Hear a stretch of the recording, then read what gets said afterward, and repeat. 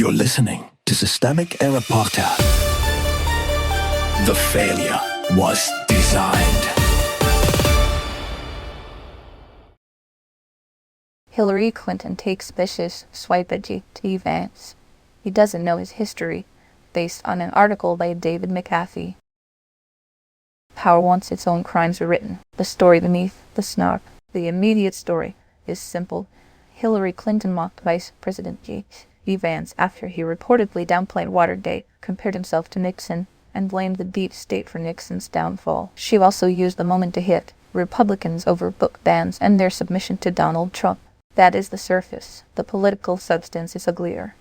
A sitting vice president is helping rehabilitate presidential lawbreaking by recasting accountability as sabotage. Who actually held power? The article's own facts make the power structure plain. Nixon was not some helpless victim of faceless bureaucrats. He was the president. Vance is not an outsider being crushed by the state. He is the vice president of the United States, speaking from inside the machinery of power.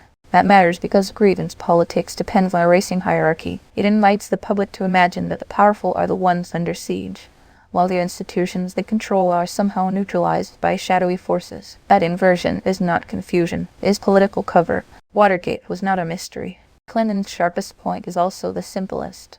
Republicans in the Watergate era ultimately forced Nixon to face reality. The party did not pretend the break-in was a misunderstanding or a witch hunt. Its leaders pushed a law-breaking president toward resignation. That comparison is devastating because it exposes the modern Republican collapse. Today's party does not police misconduct. It launches it. It does not act as a brake on executive abuse. It supplies the political insulation that makes abuse sustainable. The deep state is the shield. Vance's reported claim that Watergate was really the work of the deep state is not an innocent historical take. It is a familiar authoritarian move.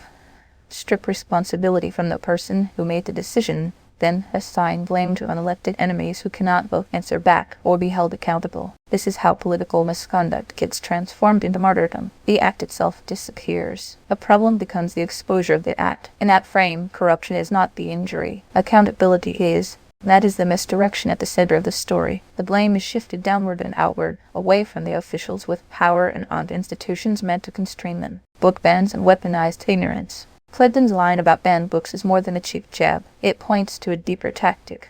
Control the narrative by controlling what people are allowed to know. If the state is already filtering history through bans, then the claim that history can be casually rewritten becomes more than a rhetorical flourish. It becomes an institutional habit. Ignorance is not always accidental. Sometimes it is produced on purpose, then used as evidence that power should be trusted more, not less. The same political coalition that polices books also wants to redefine scandal as persecution. That is not contradiction. It is a system, the pattern.